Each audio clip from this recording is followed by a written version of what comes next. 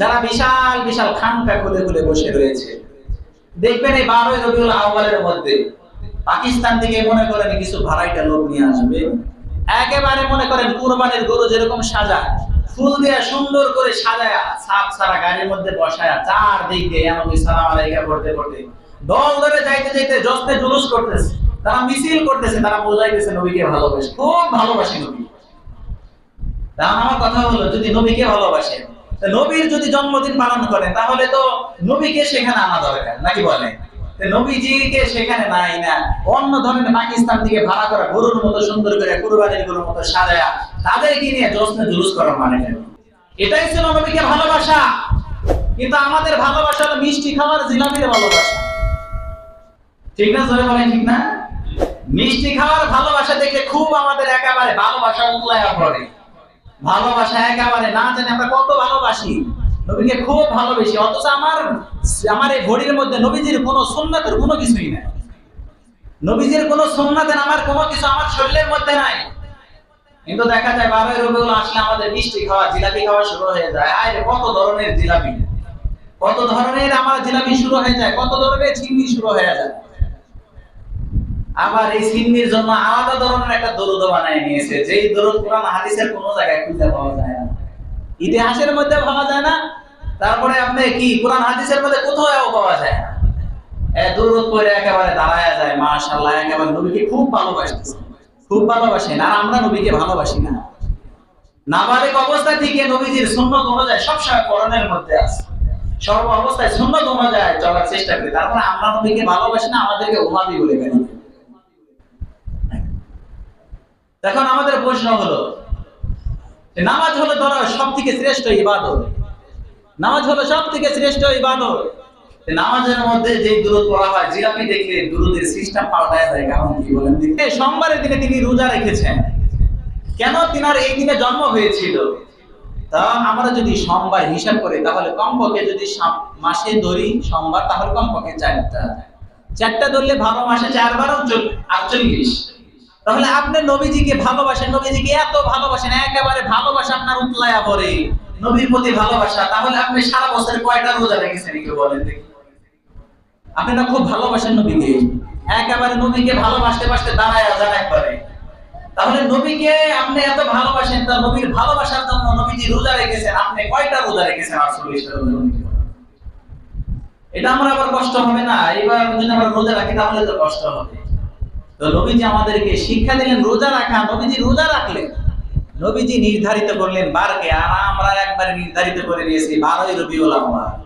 খুব নবীকে ভালোবাসি, খুব নবীকে ভালোবাসি, খুব ভালোবাসি আমরা নবীকে, নবীকে ভালোবাসি, একেবারে ভালোবাসা, খুব ভালোবাসি। কখন দেখা যায় নবীকে যখন গালি দেওয়া হয়, নবীজি সাল্লাল্লাহু আলাইহি সাল্লামকে কটূক্তি করা হয়, তখন আমি একটা কথা বলি না, আমার মুখে একদম পুলক মেরে এঁটে রাখি। নবীজিকে যখন এরকম গালি দেওয়া হয়, তখন আমার মুখের মধ্যে একেবারে পুলক নিয়ে এঁটে রাখি। নবীজি সাল্লাল্লাহু আলাইহি ওয়াসাল্লামকে ব্যঙ্গ করা হলে তখন আমার মধ্যে কোনো ধরনের প্রতিক্রিয়া পাওয়া যায় না, কষ্ট পাওয়া যায় না। 12ই রবিউল আউয়ালে আমার মধ্যে দেখা যায় কেক কাটা আর মনে করেন যে জন্মদিন পালন করা শুরু হয়ে যায়। এটা হলো আমাদের ভালোবাসা, এটা হলো নবীকে আমাদের ভালোবাসা। নবীকে কতটা ভালোবেসেছেন সাহাবায়ে কেরাম। রবিউল আউয়াল মাস, এই মাসে তিনি জন্মগ্রহণ করেছেন, বেশিরভাগ riwayতের মধ্যে পাওয়া যায়। আর এই মাসে নবীজির জন্মকে কেন্দ্র করে সমাজের মধ্যে, দেশের মধ্যে বিভিন্ন ধরনের কুসংস্কার, বেদাতি কাজগুলো ছড়িয়ে আছে। কেউ কেউ এটাকে সওয়াবের নিয়তে করে, এটাকে সওয়াবের নিয়তে করে এই বেদাতগুলো করে যাওয়া। এজন্য কখনো বেদাতি কাজ করা যাবে না। আমাদের সর্ব সময় ওই কাজটাই করতে হবে যেই কাজ নবীজি করেছেন, আমাদেরকে করতে বলেছেন। বেদাত কখনো করা যাবে না। সর্ব অবস্থায় কোরআন এবং সুন্নাহ অনুযায়ী আমাদের জীবনকে পরিচালনা করতে হবে। বেদাত কখনো করা যাবে না, বেদাতের কাছেও যাওয়া যাবে না, কখনোই না। কারণ ইসলামের মধ্যে কত ধরনের আমলের কথা আছে, আপনি কইলেই সারতে পারবেন না, এতগুলো আমল আছে। সকাল থেকে নিয়ে সন্ধ্যা পর্যন্ত প্রত্যেকটা মুহূর্তের জন্য আপনার আমল রয়েছে, বেদাত করার সময় কোথায়? তো কিছু মানুষ অতি আবেগের কারণে তারা বেদাতের মধ্যে লিপ্ত হয়ে যায়, বেদাত করে ফেলে, তারা মনে করে এটাই ইবাদত। বেদাত কাকে বলে? বেদাত বলা হয় যেটা ইসলামের মধ্যে নাই এমন কাজকে সবের নিয়তে করার নামই হলো বেদাত। ভালো কাজ করতে পারেন না, ভালো কাজ ভালো লাগে না। যেটা কোরআনের মাধ্যমে আল্লাহ তাআলা বলে দিয়েছেন, নবীজি যেটা করে দেখিয়েছেন সেটা ভালো লাগে না, বেদাত করতে খুব ভালো লাগে। যারা বেদাত করবে তারা কখনোই জান্নাতে যেতে পারবে না। এজন্য বেদাতি কাজ থেকে আমাদেরকে বেঁচে থাকতে হবে। সঠিক ইতিহাস আমি আপনাদের সামনে আলোচনা করব। নবীজি জন্ম সম্পর্কে এবং আমাদের সমাজের মধ্যে বা আমাদের দেশের মধ্যে যে সমস্ত কুসংস্কার, যে সমস্ত বেদাতি কাজ আছে সেগুলো আমি আপনাদের সামনে তুলে ধরব ইনশাআল্লাহ।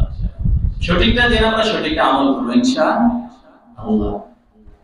তো নবীজিকে পৃথিবীর মধ্যে পাঠিয়ে দিবেন আল্লাহ তাআলা পূর্ববর্তী সমস্ত নবীদেরকে বললেন, এমন কি নবীজির আকৃতি কেমন হবে, নবীজি কোন অবস্থায় আসবে, নবীজি কোন জায়গার মধ্যে আসবে, আল্লাহ তাআলা সবকিছুকে বলে দিয়েছিলেন। সুবহানাল্লাহ, সবকিছুকে আল্লাহ তাআলা বলে দিয়েছিলেন।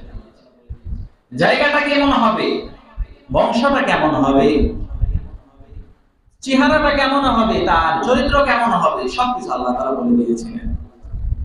পৃথিবীর শুরু থেকে বলে দিয়েছিলেন। মদিনার মধ্যে তৎকালীন যুগে দুইটি গোত্র তারা বসবাস করত, একটা হলো ইহুদি আর একটা হলো নাসারা। ইহুদিদের দুইটা গোত্র ছিল, আওস এবং খাজরাজ। তাদের মধ্যে সর্বসময় যুদ্ধ বিগ্রহ লেগেই থাকত। তাদের মধ্যে যখন একটা দল পরাজিত হয়ে যেত, তারা বলতো যে আমাদের কিতাবের মধ্যে সর্বশেষ নবীর আসার সুসংবাদ আছে, তার অবস্থা সম্পর্কে আমাদের কিতাবের মধ্যে বলা হয়েছে, আমাদের কাছে আসলে সেই নবীকে আমরা চিনে ফেলবো এবং সেই নবীকে সাথে করে তোমাদের সাথে যুদ্ধ করে আমরা তোমাদের উপর বিজয় লাভ করব। সুবহানাল্লাহ। তাহলে আল্লাহ তাআলা কতটা স্পষ্ট করে বলে দিয়েছিলেন। শুধু তাই নয়, নবীজি সাল্লাল্লাহু আলাইহি ওয়াসাল্লাম যে এলাকার মধ্যে আসবেন আল্লাহ তাআলা সবকিছু বলে দিয়েছিলেন। নবীজি সাল্লাল্লাহু আলাইহি ওয়াসাল্লামের জন্মের 1000 বছর পূর্বে বাদশাহ ইয়ামানের বাদশাহ মক্কার মধ্যে চলে গেলেন। তার সাথে 400 পাদ্রীকে সাথে করে চলে গেলেন। ওই 400 পাদ্রী সকলে তাওরাতের আলেম ছিলেন, তাওরাতের জ্ঞানী ছিলেন, তাদের মধ্যে তাওরাতের জ্ঞান ছিল। তারা যখন মক্কা থেকে এক পর্যায়ে মদিনায় চলে গেলেন, মদিনায় যাওয়ার পরে তারা মদিনার অবস্থা দেখে ওই বাদশা তুলবাকে বলল, ও বাদশা আমরা আর আমাদের এলাকার মধ্যে যাইতে চাই না। ও বাদশা আমরা এখানেই থাকতে চাই, আমরা এখানেই অবস্থান করতে চাই। সুবহানাল্লাহ। তো বাদশা এবার তাদেরকে জিজ্ঞাসা করলেন, কারণ কি, কি কারণে তোমরা এখানে অবস্থান করতে চাও, কি কারণে তোমরা এখানে থাকতে চাও? এবার ওই 400 পাদ্রী ওই বাদশা তুলবাকে বললেন, ও বাদশা আমরা আমাদের কিতাবের মধ্যে পেয়েছি, তাওরাতের মধ্যে পেয়েছি, সর্বশেষ নবী তিনি আসবেন এবং তিনি হিজরত করবেন, সেই হিজরতের জায়গা হলো এইটা। আমরা এখানে থাকতে চাই, কারণ যদি সেই নবীর সাথে সাক্ষাৎ হয় তাহলে আমরা সেই নবীর উপরে ঈমান আনবো, নবীর উপরে সাক্ষাৎ করব, নবীর সাথে সাক্ষাৎ করব, নবীর উপরে ঈমান আনবো। এই জন্য আমরা এই স্থান থেকে আর যাইতে চাই না। সুবহানাল্লাহ। তাহলে আপনি একটু চিন্তা করেন, নবীজি যেই স্থানে আসবে, যে জায়গার মধ্যে হিজরত করে আসবেন, সেই জায়গা পর্যন্ত আল্লাহ তাআলা তাদের কিতাবের মধ্যে বলে দিয়েছিলেন। সুবহানাল্লাহ। কতটা আল্লাহ তাআলা স্পষ্ট করে বলে দিয়েছিলেন। এবার বাদশা তুলবা বললেন, ঠিক আছে তোমরা যদি এখানে থাকতে চাও। বাদশা তুলবা তাদের জন্য এক একটা করে বাড়ি করে দিলেন, এক একটা করে ঘর করে দিলেন। 400 বাদীকে তিনি কুরাই করে তাদের প্রত্যেকের সাথে বিবাহ বন্ধন আবদ্ধ করে দিলেন এবং বাদশা নিজের জন্য একটা ঘর সেখানে বানাইলেন, আর ওই ঘরের মধ্যে তিনি অবস্থান করতে থাকলেন এবং বললেন, সর্বশেষ নবী যদি আসে আমিও তার সাথে সাক্ষাৎ করব, আমি তার সাথে সাক্ষাৎ করতে চাই। কিন্তু তার বাদশাহের দায়িত্ব থাকার কারণে সেখান থেকে তখন তিনি যখন তিনি চলে আসেন এমন অবস্থায় পাদ্রীদের সর্দারকে ডেকে একটা চিঠি লিখলেন, চিঠির মধ্যে লিখলেন, সর্বশেষ নবীর উপরে আমি ঈমান আনলাম। এমনকি ওই চিঠির মধ্যে স্বর্ণের একটা সিলমোহর লাগিয়ে দিলেন। পাদ্রীদের সর্দারকে বললেন, তোমাদের সাথে যদি শেষ নবীর দেখা হয়ে যায় তাহলে আমার এই চিঠি তার কাছে দিবা, আর যদি তোমাদের সাথে দেখা না হয় তোমাদের সন্তানেরকে দিবা। এভাবে আস্তে আস্তে যখন নবী আসবে এখানে ওই নবীর কাছে আমার এই চিঠিটা পৌঁছে দিবা। সুবহানাল্লাহ। কতটা তাদের বিশ্বাস ছিল যে নবী আসবে, তাদের কিতাবের মধ্যে আল্লাহ বলে দিয়েছিলেন। সর্বশেষে নবীজি সাল্লাল্লাহু আলাইহি সাল্লাম যখন হিজরত করে যখন মদিনার দিকে রওনা করেছে, মদিনায় প্রবেশ করার পরে ওই তুব্বা যে চিঠি লিখেছিলেন সর্বশেষে আসতে আসতে আবু আইয়ুব আনসারীর কাছে ওই ঘর চলে আসে, চিঠি চলে আসে। নবীজি সাল্লাল্লাহু আলাইহি সাল্লাম যখন মদিনায় হিজরত করেন, এমন অবস্থায় সাহাবায়ে কেরাম নবীকে কতটা ভালোবেসেছেন, এমন অবস্থায় প্রত্যেকে নবীকে মেহমানদারি করাইতে চাইলেন। এমন অবস্থায় নবীজি বললেন, না না, উট যেখানে বসে যাবে সেখানে আমি থাকবো, অবস্থান করব, তার ঘরে আমি মেহমান হব। অনেক সাহাবী উটের লাগাম ধরে ধরে টানাটানি করলেন। নবীজি বললেন, উটের রশিকে ছেড়ে দাও, উট যেখানে অবস্থান করবে আমি তার ঘরের মধ্যে মেহমান হব। সুবহানাল্লাহ। সর্বশেষে ইতিহাসের মধ্যে দেখা যায় ওই উট আস্তে আস্তে চলতে চলতে আবু আইয়ুব আনসারীর বাড়ির সামনে থেমে যায়। সুবহানাল্লাহ। আবু আইয়ুব আনসারীর ঘরের মধ্যে থেকে মেহমান হলেন। আবু আইয়ুব আনসারী 1000 বছর পূর্বে লেখা চিঠিকে লাইলা অথবা ইউসুফ নামের ব্যক্তির মাধ্যমে নবীজি সাল্লাল্লাহু আলাইহি ওয়াসাল্লামের কাছে পৌঁছায়। সুবহানাল্লাহ। সে নবীজির প্রতি তারা ঈমান এনেছিলেন, তাদের কিতাবের মধ্যে নবীজি স্পষ্টভাবে বলে দিয়েছিলেন। আর আমাদের কোনো খবরই নাই, আছে বলেন? আমাদের কোনো খবর আছে? এর কয়জন মানুষ আছেন এটা বলেন দেখে হাজারে আছে। আমি বলতে পারবো নবীজির জীবনে একবার বলেছি। আমাদের এটা ভালো লাগে না, তো এটা ভালো লাগবে কেন? নবীজির জীবনে আমাদের পড়তে ভালো লাগে না, আর আমরা এটা চেষ্টাও করি না, একটু পড়ি দেখি কি আছে, তার সিরাত সম্পর্কে, তার বৈশিষ্ট্য সম্পর্কে জানি, এটা আমরা জানতে চাই না। অথচ তারা 1000 বছর পূর্বে তারা চিঠি লিখলো যে নবীর উপর আমরা ঈমান আনবো। এই কারণে আজ আমাদের এই অবস্থা। ইসলামের কোনো কিছু করতে বললে আমাদের কষ্ট লেগে যায়, আমাদের খুবই কষ্ট হয়। মনে হয় মন মতো চললে আমাদের খুব ভালো লাগে। নিজের মতো যদি চলি, নিজের মতো যদি একটা বানাইতে পারতাম ধর্ম, এই অনুযায়ী চললেই তো ভালো হতো। আর যদি নবীর প্রতি ভালোবাসা থাকতো, ইসলামের প্রতি যদি আমাদের ভালোবাসা থাকতো, তাহলে আমাদেরকে আর ডেকে ডেকে মসজিদে আনা লাগতো না। ইসলামের পথে চলতে আমাদের এত কষ্ট হতো না, ইসলামের কথা শুনতেও আমাদের এত কষ্ট লাগতো না। আজ আমাদের কষ্ট লাগে, শুনলেই তো আবার আমল করা লাগবে। এই জন্য নবীজি সাল্লাল্লাহু আলাইহি সাল্লাম পৃথিবীর মধ্যে আসবেন, আল্লাহ তাআলা সবকিছু বলে দিয়েছিলেন। তারা আগ্রহ প্রকাশ করেছে আমরা নবীজি যাতে উম্মত হতে পারি। আর আমরা উম্মত হওয়ার পরেও আমাদের কোনো চেতনা নেই, আমাদের কোনো আগ্রহ নেই, আমাদের কোনো গুরুত্বপূর্ণ কিছু নেই। কারণ আমরা তো কখনো এটা আগ্রহ করি নাই, আমরা তো চায়া পাই নাই, ফ্রিতে পাইছি। যে কোনো জিনিস দেখবেন ফ্রিতে পাইলে ওইটার আমার মূল্য থাকে না, একটু কষ্ট করে অর্জন করলে সেটার মূল্য অনেক থাকে। ফ্রিতে পাইছি এই জন্য আমাদের কোনো কদরই নাই, আমাদের কোনো মূল্যায়ন আমরা করি না, কোনো হুকুমকে আমরা পরিপূর্ণভাবে পালনই করি। শুধু করি কোনটা? বেদাতি যে কাজ আছে ভালো করে সেটা করতে মজা লাগে। তো নবীজি সাল্লাল্লাহু আলাইহি ওয়াসাল্লামকে আল্লাহ তাআলা পৃথিবীর মধ্যে পাঠিয়েছেন, আরো কিছু অলৌকিক ঘটনা আল্লাহ তাআলা দিয়েছিলেন, আল্লাহ তাআলা প্রকাশ করেছিলেন, সেগুলো আলোচনা করব, মূল আলোচনায় চলে যাব। তো নবীজি সাল্লাল্লাহু আলাইহি ওয়াসাল্লামকে আল্লাহ তাআলা পৃথিবীর মধ্যে পাঠিয়ে দিয়েছেন, তিনি একজন মানুষই ছিলেন নাকি বলেন? আল্লাহ তাআলা 11 নম্বর পারা 6 নম্বর পৃষ্ঠা সূরা তাওবার 128 নম্বর আয়াত আল্লাহ বলেন, লাকাদ জাআকুম রাসূলুম মিন আনফুসিকুম। আল্লাহ তাআলা বলে তোমাদের মধ্যে একজন রাসূলকে প্রেরণ করেছি, যিনি তোমাদের মধ্য থেকেই রয়েছে। সুবহানাল্লাহ। সুবহানাল্লাহ কত কষ্ট হয়, জোরে বলেন সুবহানাল্লাহ। সাউন্ড যত দিন ইসলামের কাজে যত ব্যয় করবেন শক্তি, এটা আপনার আমানত থেকে যাবে, আল্লাহর কাছে এটা প্রকাশ করতে পারবেন।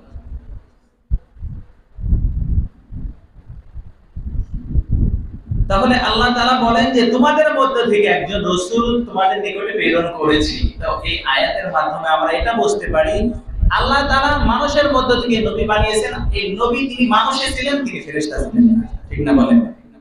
এটা জোরে বলেন ঠিক না? তার কারণ ফেরেশতা আর নবীর মধ্যে মানুষের মধ্যে পার্থক্য আছে। কারণ ফেরেশতা তাদের স্ত্রীও নাই, তাদের হাত পা জড়ো করানো লাগে না, তাদের খাওয়ানো লাগে না, কিছু প্রয়োজন নাই। আর মানুষের খাওয়ারও প্রয়োজন আছে, হাত পা জড়ো করার দরকার আছে, অফিস আদালত করার প্রয়োজন আছে, বিবাহ শাদী করারও প্রয়োজন আছে। এখন নবী যদি আল্লাহ তাআলা একজন ফেরেশতারে পাঠিয়ে দিতেন তাহলে কি মানুষের অবস্থা বুঝতো? মানুষের অবস্থা বুঝতো না। সে বলতো যে 24 ঘন্টা খালি ইবাদত দিতে হবে, কারণ তার তো কোনো ক্লান্ত নাই। এজন্য আল্লাহ তাআলা মানুষের মধ্যে থেকে আল্লাহ তাআলা প্রেরণ করে দিয়েছেন। এইজন্য সবসময় এটা মনে রাখবেন নবী মানুষের মধ্যে আল্লাহ বানিয়েছেন। আল্লাহ তাআলা একবার নূর দিয়ে ফেরেশতার মতো বানায় নাই। এটা স্বাভাবিক জিনিস, এটা বুঝতে কষ্ট লাগে। তো আল্লাহ তাআলা মানুষের মধ্যে থেকে একজন নবীকে প্রেরণ করলেন। নবীজি সাল্লাল্লাহু আলাইহি ওয়াসাল্লামের খাদেম 10 বছরের খাদেম আনাস রাদিয়াল্লাহু তাআলা বলেন নবীজি সাল্লাল্লাহু আলাইহি ওয়াসাল্লাম এই আয়াতকে এভাবে বলেছেন, জাআকুম রাসূলুম মিন আনফুসিকুম। নবীজি সাল্লাল্লাহু আলাইহি ওয়াসাল্লাম আনফুসিকুম করেছেন, তিনি বলেন আল্লাহ তাআলা আমাকে এমন একটা গোত্রের মধ্যে আল্লাহ তাআলা আমার জন্ম দিয়েছেন। আল্লাহ তাআলা এমন একটা বংশের মধ্যে জন্ম দিয়েছেন যে বংশ সমস্ত আরবের মধ্যে থেকে সবচেয়ে উচ্চ বংশ। সুবহানাল্লাহ।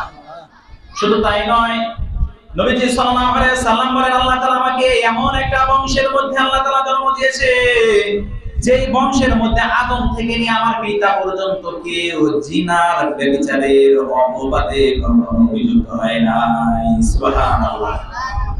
নবীজি বলেন যে আমার পূর্বপুরুষ কেউ জিনা করে নাই, ব্যভিচার করে নাই, প্রত্যেকে বিয়ে করেছে, প্রত্যেকেই সৎ ছিল। আল্লাহ তাআলা এমন একটা বংশের মধ্যে আল্লাহ তাআলা নবীকে পাঠিয়ে দিলেন। কুরাইশ বংশ সবথেকে শ্রেষ্ঠ বংশ। কতটা শ্রেষ্ঠ বংশ! ইবনে আব্বাস রাদিয়াল্লাহু তাআলা তিনি মুআবিয়া রাদিয়াল্লাহু তাআলার কাছে গিয়েছেন। মুআবিয়ার কাছে আমর ইবনুল আস ছিল। আমর ইবনুল আস তিনি আব্দুল্লাহ ইবনে আব্বাসকে বলতেছেন, আপনি তো সবথেকে কুরাইশের সবথেকে বড় আলেম, তাহলে আপনি একটু বলেন তো কুরাইশ বংশ এটা কত বড় বংশ, এর সম্মান কত? সুবহানাল্লাহ বলেন। ইবনে আব্বাস রাদিয়াল্লাহু তাআলা বলেন কুরাইশ বংশ এতটা সম্মানী বংশ, এতটা মর্যাদার বংশ, কুরাইশ বংশের মর্যাদা এতটাই বেশি, এই কুরাইশ বংশ অন্য অন্য বংশের উপরে তারা প্রভাব বিস্তার লাভ করতে পারে, কিন্তু অন্য কোন বংশ এই কুরাইশের উপরে প্রভাব বিস্তার করতে পারে না। সুবহানাল্লাহ। সবথেকে সম্মানী বংশের নাম হলো কুরাইশ বংশ। এই বংশে আল্লাহ তাআলা নবীকে প্রেরণ করে দিয়েছিলেন। নবীজি সাল্লাল্লাহু আলাইহি ওয়াসাল্লামের সিলসিলা কি ছিল? এই কুরাইশ বংশে মাও ছিল কুরাইশ বংশের এবং পিতাও ছিলেন কুরাইশ বংশের। পিতার সিলসিলা কি ছিল? মুহাম্মদ বিন আব্দুল্লাহ বিন আব্দুল মুত্তালিব বিন হাশিম বিন আব্দে মানাফ বিন কুসাই বিন কিলাব। আর মায়ের দিক দিয়ে বংশের সিলসিলা ধারাবাহিকতা ছিল আমিনা বিনতে ওহাব, ইবনে আব্দে মানাফ, ইবনে জুহরা, ইবনে কিলাব। এই কিলাবের পরে থেকে নবীজি এবং নবীজির মায়ের বংশ এবং পিতার বংশ দুইটা একই বংশ ছিল। সুবহানাল্লাহ বলি। সুবহানাল্লাহ। আল্লাহ তাআলা কতটা সম্মানী বংশে নবীকে জন্ম দিয়েছিলেন।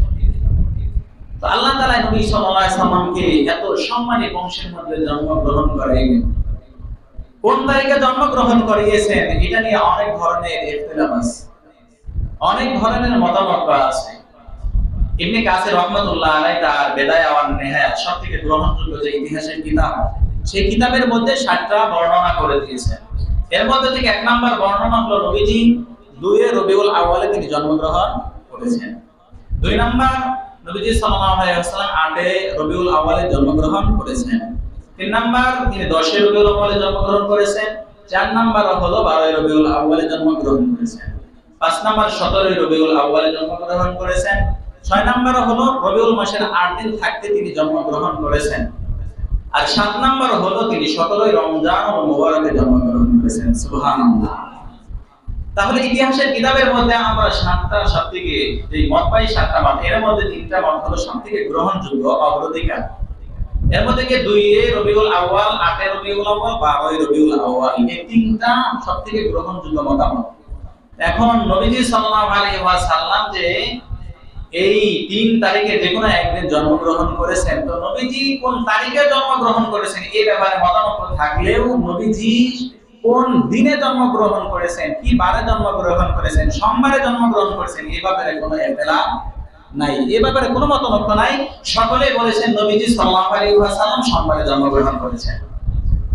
তো এখন ইতিহাসের মধ্যে যদি আপনারা দেখেন, ইতিহাসবিদ যারা তারা খুঁজে দেখে যদি 12 রবিউল আউয়ালকে মিলাইতে যায় তাহলে এই সোমবার পাওয়া যায় না। সোমবার যদি খুঁজতে যায় তাহলে 12 রবিউল আউয়ালের সাথে মিলে না, তাহলে ওই হিসেবে দেখা যায় 8 রবিউল আউয়াল এসে যায়। তাহলে নবীজি সাল্লাল্লাহু আলাইহি ওয়াসাল্লামের যে 12 রবিউল আউয়াল সেই তারিখেই যে জন্মগ্রহণ করেছেন এটা গ্রহণযোগ্য মত নয়। তো আপনাদের যদি তর্কের খাতিরে যদি আমরা এটা মেনেই নেই যে না 12 রবিউল আউয়ালেই জন্মগ্রহণ করেছেন, যদি মেনেও নেই এরপরে নবীজি সাল্লাল্লাহু আলাইহি ওয়াসাল্লাম ইন্তেকাল করেছেন 12 রবিউল আউয়ালে, তাহলে আপনি যদি ধরে নেন 12 রবিউল আউয়ালে জন্মগ্রহণ করেছেন, 12 রবিউল আউয়ালেই তিনি ইন্তেকাল করেছেন, তাহলে আপনি কোনটা করবেন বলেন? আমরা যারা এখানে আছি আমাদের বাপ যদি যেই তারিখে জন্মগ্রহণ করে যদি মারাও যায় সেই দিনেই সেই তারিখে যদি মারা যায়, তাহলে কি আমাদের জন্য খুশি প্রকাশ করা এটা কি গ্রহণযোগ্য হবে, উচিত হবে, নাকি দুঃখ প্রকাশ করা উচিত হবে বলেন? দুঃখ প্রকাশ করা অবশ্যই এটাই দরকার, কারণ তিনি চলে গিয়েছেন পৃথিবী থেকে। তো এই জন্য এই দিনে নবীজি সাল্লাল্লাহু আলাইহি ওয়াসাল্লাম কি করেছেন আজ কত কিছু আমাদের সমাজের মধ্যে প্রচলিত রয়েছে। তো নবীজি কি করলেন সেটা হলো আমাদের জন্য গ্রহণযোগ্য কাজ, আমাদের সেটা করতে হবে।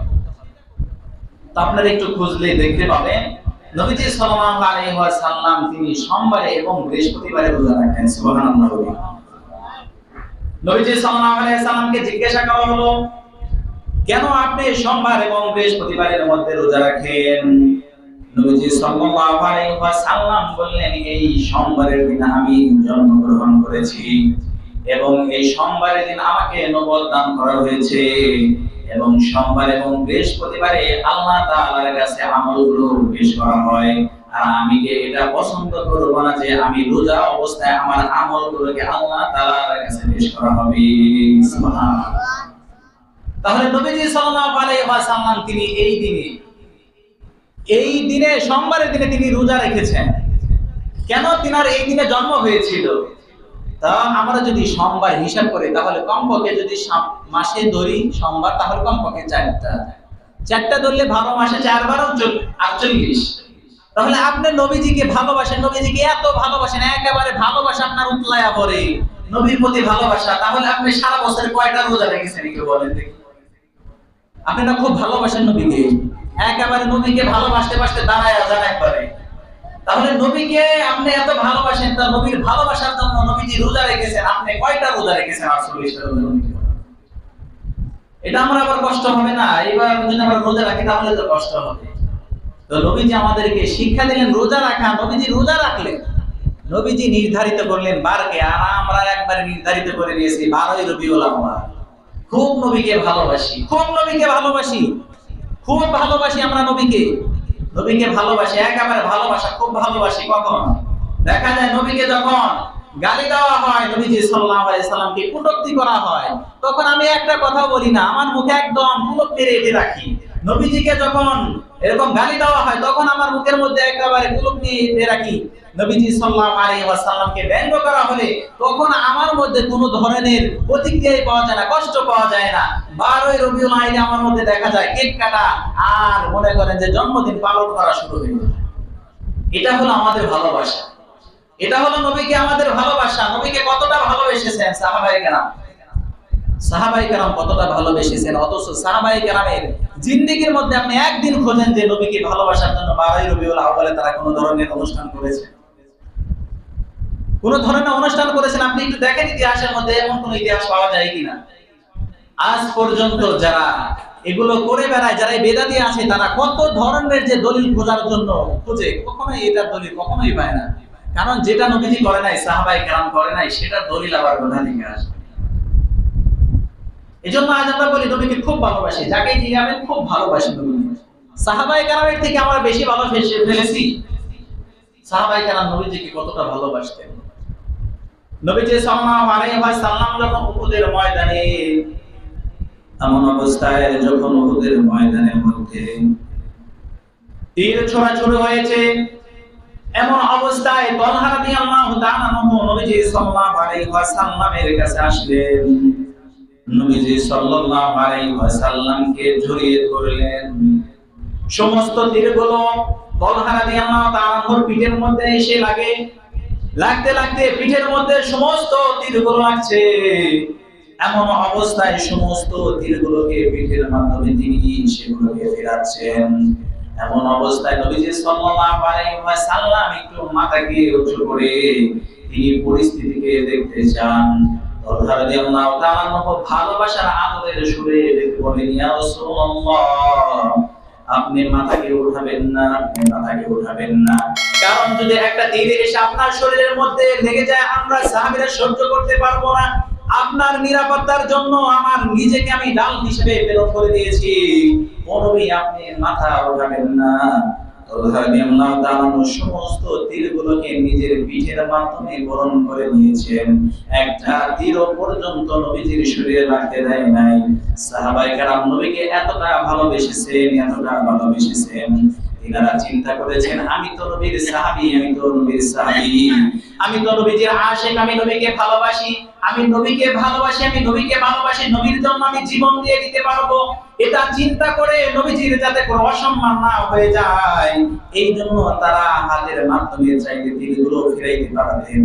এনারা চিন্তা করেছেন, আমি নবীকে ভালোবাসি, নবীকে আশিক, নবীজির দিকে পিঠ করে আমি আমার হাতের মাধ্যমে তীর আমি ফিরাবো। এটা আমি সাহাবী হয়ে কখনো সহ্য করতে পারবো না।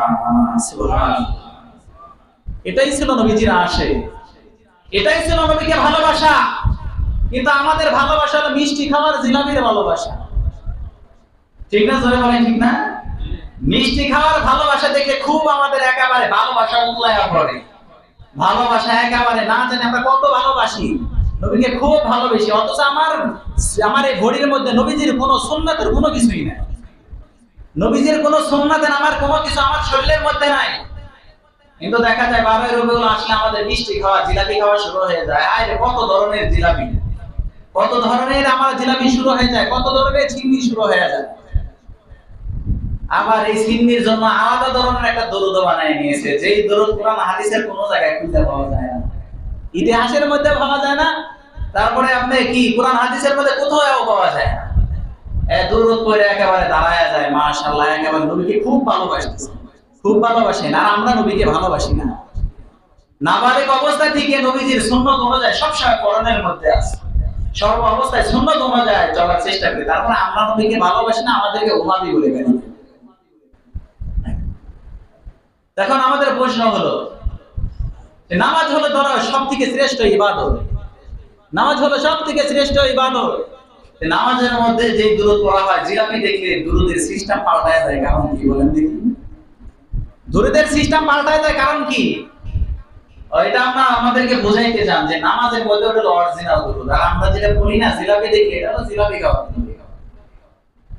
এজন্য এই বিষয়গুলো আমাদেরকে অবশ্যই বুঝতে হবে। আজ দেখেন, যারা বিশাল বিশাল খানকা খুলে খুলে বসে রয়েছে, দেখবেন এই 12 রবিউল আউয়ালের মধ্যে পাকিস্তান থেকে মনে করেন কিছু ভাড়াইটা লোক নিয়ে আসবে, একেবারে মনে করেন কুরবানির গরু যেরকম সাজায়, ফুল দিয়ে সুন্দর করে সাজায়া সাত সারা গাড়ির মধ্যে বসায়া চারদিক দিয়ে নবী সালাম আলাইহি পড়তে পড়তে দল ধরে যাইতে যাইতে জশ্নে জুলুস করতেছে, তারা মিছিল করতেছে, তারা বোঝাইতেছে নবীকে ভালোবাসে, খুব ভালোবাসে নবী। তাহলে আমার কথা হলো, যদি নবীকে ভালোবাসেন, নবীর যদি জন্মদিন পালন করেন, তাহলে তো নবীকে সেখানে আনা দরকার, নাকি বলেন? নবীজিকে সেখানে নাই না, অন্য ধরনের পাকিস্তান থেকে ভাড়া করা গরুর মতো সুন্দর করে কুরবানির গরুর মতো সাজায়া তাদেরকে নিয়ে জশ্নে জুলুস করার মানে কেন? এটা আজকে বোঝান নবীকে খুব ভালোবাসি, নবীকে খুব ভালোবাসি। নবীকে ভালোবাসতে হলো নবী যেভাবে বোঝান আপনাকে সেভাবে ভালোবাসতে হবে। নবী জন্মদিনে পালন করেছেন, তিনি রোজা রেখেছেন, আপনি রোজা রাখেন। আপনি নবীজির এত আশিক হয়ে গেছেন, সোমবারে বৃহস্পতিবারে রোজা রাখেন, প্রত্যেক সোমবারেও যদি আপনি রোজা রাখেন, তাহলে এক বছর 48টা রোজা হবে। আপনি 48টা না, আপনি 10টা রোজা রেখে দেখান যে আমি নবীকে ভালোবাসি। ও এই সময় তো ভালো লাগে না, কষ্ট হবে। এই জন্য আমাদেরকে সর্বসময় সমস্ত প্রকার বেদাতি কাজ থেকে, কুসংস্কার কাজ থেকে আমাদেরকে বেঁচে থাকতে হবে। আবার কিছু মানুষ তো দেখা যায় বুঝে না বুঝে মাশাআল্লাহ তাদের দরবারে একেবারে গরু ছাগল টাকা পয়সা সব কিছু নিয়ে যাওয়া শুরু করে। মনে করে এরাই একেবারে দুনিয়ার মধ্যে জান্নাতের সার্টিফিকেট দিয়ে দিবে। সার্টিফিকেট দেয় না বলেন? সার্টিফিকেট কিন্তু দিয়ে দেয়, আসলেই দিয়ে দেয়, সত্যি। আমার আব্বার আমি একবার বাড়িতে গেলাম, আমার আব্বা আসলে বললাম যে কোথা থেকে আসলেন, বললো যে জানাজায় দিন। তো জানাজার অবস্থা আমাকে তিনি বললেন যে জানাজাটা কেমন দিল, বা জানাজা দিল এটা আমাদের আলেমের কাছে জানাজা হলো না। তো তারা আইসে তাদের দরবার থেকে আইসে সুন্দর করে তাদের কাপড়টা ছেলেকে থেকে কাগজ করে, কাগজ কিসে নিয়ে আসো, সুন্দর করে একটা সার্টিফিকেট বানাইছে, সার্টিফিকেট কাপড়ের ভিতরে দিয়ে একবার বুকের উপর দিয়ে কবর দিয়ে দিল। সার্টিফিকেট, জান্নাতের সার্টিফিকেট। আর আমরা হুজুর যারা আছে আমাদের কাছে আসলে তো নামাজ পড়তে হবে, প্রথমে নামাজ পড়ে সম্পদের মালের যাকাত দিতে হবে, রোজা রাখতে হবে, হজ করতে হবে, শিরক বেদাত এগুলো করা যাবে না, সর্বসময় পিতামাতার খেদমত করতে হবে। দুনিয়ার মধ্যে সবথেকে বড় পীর হলো পিতামাতা। কি জোরে বলেন কে? পিতামাতা হলো সবথেকে বড় পীর। কারণ আল্লাহ তাআলা পিতামাতার খেদমতের কথা বলেছেন, ওয়াবিল ওয়ালিদাইনি ইহসান। তাদের খেদমতের কথা আল্লাহ তাআলা বলেছেন। শুধু তাই নয়, পিতামাতা মারা গেলে তাদের জন্য দোয়া করবা, রব্বিরহামহুমা কামা রাব্বায়ানি সগীরা। আল্লাহ তাআলা শিক্ষা দিয়েছেন। তা আল্লাহ তাআলা যাদের খেদমতের কথা বলেছেন, যাদেরকে আল্লাহ তাআলা আপনাকে টাকা পয়সা দিতে বলেছেন, যাদেরকে খাওয়ানোর কথা আল্লাহ তাআলা বলেছেন, যাদের সাথে খারাপ ব্যবহার করার কথা আল্লাহ তাআলা নিষেধ করেছেন, যাদের সাথে আদবের সাথে কথা বলতে বলেছেন, যাদের সাথে সুন্দর ব্যবহার করতে বলেছেন, তার থেকে কি বড় বীর আছে দুনিয়ায় বলেন? তার থেকে বড় বীর আছে? আমি তো মনে করি পৃথিবীর মধ্যে সবথেকে বড় বীর হলো পিতামাতা। পিতামাতা সবথেকে বড় বীর। এইজন্য নবীজি সাল্লাল্লাহু আলাইহি ওয়াসাল্লাম বলেন যে মায়ের পায়ের নিচে হলো জান্নাত। তোমার ইবাদতে, তোমার আচারের মাধ্যমে, তোমার ব্যবহারের মাধ্যমে তোমার পিতামাতা যদি খুশি হয়ে যায়, তোমার ব্যবহারের মাধ্যমে যদি তোমার পিতামাতা খুশি হয়ে যায়, তাহলে আল্লাহ তাআলা তোমার উপর খুশি হয়ে যাবে। সুবহানাল্লাহ। তোমার মা বাবা যদি তোমার উপর অসন্তুষ্ট থাকে, তুমি নেকি করতে করতে পাহাড় পরিমাণ করে ফেললেও তাহলে তোমার কপালে জান্নাত তুমি পাইবা না। কারণ তোমার উপরে যে তোমার পিতামাতা অসন্তুষ্ট রয়েছে, তোমার অসন্তুষ্ট হওয়ার কারণে মৃত্যুর সময় তোমার মুখ দিয়ে কালিমা পর্যন্ত নাও বের হতে পারে, যেটা আল্লাহ তাআলা সাহাবায়ে কেরামের মাধ্যমে দেখিয়ে দিয়েছিলেন। আলোচনা আপনারা অনেক সময় শুনেছেন আলকামার কথা। নবীজির একজন সাহাবী ছিলেন, এরপরে মৃত্যুর সময় কালিমা বের হয় না। নবীজি সাল্লাল্লাহু আলাইহি ওয়াসাল্লাম বললেন, কেন কালিমা বের হয় না কেন? নবীজি সাল্লাল্লাহু আলাইহি ওয়াসাল্লামের কাছে আলকামা স্ত্রী এসে বলে, ইয়া রাসূলুল্লাহ, ইয়া হাবিবাল্লাহ, আমার স্বামী আলকামা মৃত অবস্থায় আছেন, কিন্তু তার মুখ দিয়ে কালিমা বের হচ্ছে না। নবীজি সাল্লাল্লাহু আলাইহি ওয়াসাল্লাম এমন অবস্থায় আলী রাদিয়াল্লাহু তাআলা আনহু, বিলাল রাদিয়াল্লাহু তাআলা আনহু, সালমান রাদিয়াল্লাহু তাআলা আনহু, আম্মার চারজন সাহাবীকে পাঠিয়ে দিলেন, যাও যাও আলকামার বাড়িতে চলে যাও, দেখো আলকামার মুখে কেন কালিমা বের হয় না। এবার আলী রাদিয়াল্লাহু তাআলা আনহু আলকামাকে বারে বারে কালিমা পড়ার কথা বলে, কালিমা পড়তে পারে না। এমন অবস্থায় আলী রাদিয়াল্লাহু তাআলা আনহু বিলালকে পাঠিয়ে দিলেন, বিলাল যাও যাও নবীকে যা বলো আলকামার মুখে কালিমা বের হচ্ছে না। নবীজি সাল্লাল্লাহু আলাইহি ওয়াসাল্লামকে যখন শুনাইলেন, নবীজি সাল্লাল্লাহু আলাইহি ওয়াসাল্লাম বললেন, ও বিলাল, যাও যাও যাও দেখো আলকামার পিতামাতা বেঁচে আছে কিনা নাই, যদি থাকে তাদেরকে বলবা আমি কি নবী তার কাছে যাব নাকি সে আমাদের কাছে আসবে। এমন অবস্থায় বিলাল রাদিয়াল্লাহু তাআলা খোঁজ নিয়ে দেখেন আলকামার মা বেঁচে আছে, বাবা দুনিয়া থেকে ইন্তেকাল করেছে। এমন অবস্থায় ওই মাকে বললেন, আপনার কাছে নবী আসবে নাকি নবীর কাছে আপনি যাবেন? এমন অবস্থায় আলকামার মা বললেন, যেই নবীর জন্য আমার জান কুরবান সেই নবীর কাছে আমি যাব। নবীজি সাল্লাল্লাহু আলাইহি ওয়াসাল্লামের কাছে আলকামার মা আসার পরে আলকামার মাকে জিজ্ঞাসা করলেন, আলকামা কেমন ছিল? আলকামার মা বললেন, ইয়া রাসূলুল্লাহ, আমার ছেলে অনেক ভালো ছিল, নামাজ পড়েছে, যাকাত দিয়েছে, সে অনেক ভালো লাগছিল। নবীজি বললেন, আমি এটা শুনতে চাই না, আমি শুনতে চাই আলকামা তোমার সাথে কেমন ব্যবহার করেছে। সুবহানাল্লাহ। আলকামা তোমার সাথে কেমন ব্যবহার করছে সেটা জানতে চাই, কত আমল করছে সেটা জানতে চাই না, আমি তো জানি সে আমার সাহাবী। আলকামার মা বলে, ইয়া রাসূলুল্লাহ, সে আমার সাথে খারাপ ব্যবহার করেছে, খারাপ ব্যবহার হলো সে তার স্ত্রীকে আমার উপরে প্রাধান্য দিয়েছে। আমি মাতার উপরে অসন্তুষ্ট। নবীজি বললেন, তুমি তোমার ছেলেকে মাফ করে দাও। আলকামার মা বলেন, আমি মাফ করব না।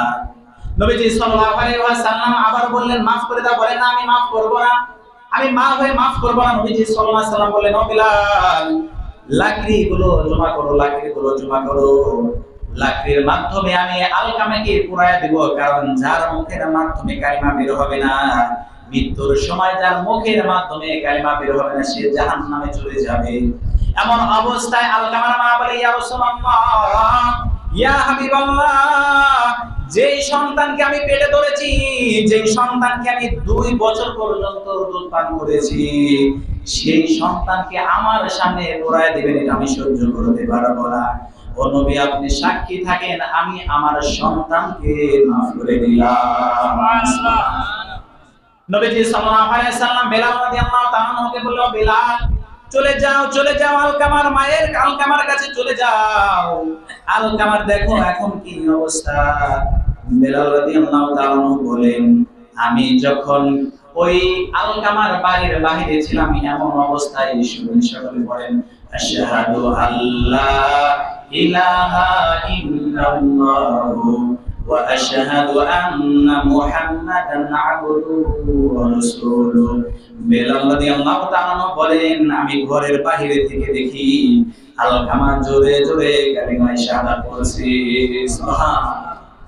শুধু তাই নয়, আলকামার যখন কবর দিয়ে ফেললেন, ওই অবস্থায় নবীজি কবরস্থান থেকে এখনো আসে নাই। এই অবস্থায় নবীজি সাল্লাল্লাহু আলাইহি ওয়াসাল্লাম বললেন, যেই সমস্ত মানুষগুলো তাদের স্ত্রীদেরকে মায়ের উপরে প্রাধান্য দিয়ে দেয়, যারা মায়ের উপরে তাদের স্ত্রীদেরকে প্রাধান্য দিয়ে দেয়, মায়ের থেকে স্ত্রীদেরকে বেশি সম্মান করে, ওই সমস্ত ব্যক্তির ফরজ এবং নফল সুন্নাত আমল আল্লাহ তাআলার কাছে কবুল হয় না। তাহলে আপনি একটু বুঝেন, আজকে বড় পীর মনে করেন, আমি মনে করি পিতা মাতা থেকে বড় পীরে নাই কেউ। পিতা মাতা আপনার উপর যদি অসন্তুষ্ট হয়, আপনি গ্যারান্টি রাখেন আপনার কপালে কখনোই জান্নাত আসবে না, আপনার উপরে কখনোই জান্নাত আপনি পাবেন না। এই জন্য কোথায় নিয়ে যাচ্ছেন টাকা পয়সা, ছাগল কোথায় নিয়ে যান? আমি মাঝে মাঝে অনেক জায়গায় যাই দেখার জন্য, কারণ এগুলো আমরা আলোচনা করি। কয়েকদিন আগে গিয়েছিলাম একদিন, ওখানে সুন্দর করে লেখা, গরুর মাথা দিয়ে দিবেন খাদেম সাহেবকে, মাথা ছাগলের মাথা। আপনি বলিয়ে দেই, আপনারা শুনেছেন ষাঁড়ের পুকুর আছে না, নাম শুনছেন অনেকে, সেখানে গিয়েছিলাম। তো এখানে সাইনবোর্ডের মধ্যে লেখা, গরুর মাথা দিয়ে দিবেন খাদেমকে, এরপরে ছাগলের মাথা দিবেন খাদেমকে, যত কিছু আছে সব দিবেন। এরপরে আমি দেখলাম ওখানে 2টা ছাগল আছে, আমার সাথে যারা গিয়েছিল তারাও দেখছিল 2টা ছাগল। তো খাদেমের সাথে আমার দীর্ঘ সময় কথা হয়েছে। তো তার সাথে যখন কথা বলতেছি, সে আমাকে দেখে চিতে গেছে। সে অনেক, তার মেজাজটা আমার অন্যরকম, কারণ আমি তো টুপি বান্ধবী পরে গেছি, আমাকে দেখে সে চিনে ফেলছে। আর সে অন্যরকম কথা, এখানে আসলেই শিরিক হবে, শিরিক হবে, এগুলো হুজুররা বলে বেড়ায়। তো আমি তার কথাগুলো শুনলাম। তো এগুলো কি করেন, এই সমস্ত ছাগল যা টাকা পয়সা বলে, আমি সব কিছু বাড়ি নিয়ে যাই। কি করে বলেন, খাদেম সব কিছু বাড়ি নিয়ে যায়, একটা ব্যবসা প্রতিষ্ঠান বানিয়ে ফেলেছে। এটা আমরা বুঝি না, সুন্দর করে নিয়ে যায়, মনে করি এখানে নিলে এমন হয়, না জানি কত কিছু আমি পেয়ে যাবো, না যে আমার কত কিছু মনের আশা পূরণ হয়ে যাবে। এই জন্য সর্ব অবস্থায় এই সমস্ত গুনাহের কাছ থেকে, বেদাতির কাছ থেকে, শিরকের কাছ থেকে আমাদের সকলকে বেঁচে থাকতে হবে। ঠিক আছে ইনশাআল্লাহ। 12 রবিউল আউয়াল উপলক্ষে আমি বলি না আপনারা করেন না, যদি করেন তাহলে যতগুলো মত আছে সব দিনই আপনি করেন। নবীজি যেই কাজটা করছে সেই কাজটা আগে করেন, সেই কাজ না করে যেটা বেদাতি কাজ সেটা কেন করেন? কারণ ইসলামের মধ্যে নতুন কোনো কাজ আসবে না। আল্লাহ তাআলা ছিলমোহর মেরে দিয়েছেন 6 নাম্বার পারা, 6 নাম্বার পারা, 6 নাম্বার পৃষ্ঠা, সূরা মায়েদা 3 নাম্বার আয়াতে আল্লাহ বলেন, আল ইয়াউমা আকমালতু লাকুম দীনাকুম ওয়া আতমামতু আলাইকুম নি'মাতি ওয়া রাদিতু লাকুমুল ইসলাম দীনা। আল্লাহ তাআলা বলেন যে, এই আয়াতের মধ্যে আল্লাহ বলেন যে, আমি ইসলামের যে পরিপূর্ণ করে দিয়েছি এবং নিয়ামতকে আমি তোমাদের জন্য পরিপূর্ণ করে দিয়েছি, তোমাদের জন্য ইসলামকে মনোনীত করেছি। সুবহানাল্লাহ। কিয়ামত পর্যন্ত কোনো আমল এরকম আসবে না। কোরআন হাদিসের মধ্যে যে আমলটাই আছে ওই আমলটাই থাকবে, কিয়ামত পর্যন্ত কোনো নতুন আমল আসবে না। যে আমল মানুষকে করতে দেখবেন, কোরআন হাদিসের মধ্যে খুঁজবেন, যদি পান তাহলে মনে করবেন না এটা সঠিক, আর যদি দেখেন কোরআন হাদিসের মধ্যে নাই তাহলে এটা ডাইরেক্ট বেদাত। যদি বেদাত করেন তাহলে অবশ্যই আপনাকে জাহান্নামে যেতে হবে। এই জন্য এই উপলক্ষে আমরা বেদাতি কাজ থেকে বেঁচে থাকবো। ঠিক আছে ইনশাআল্লাহ।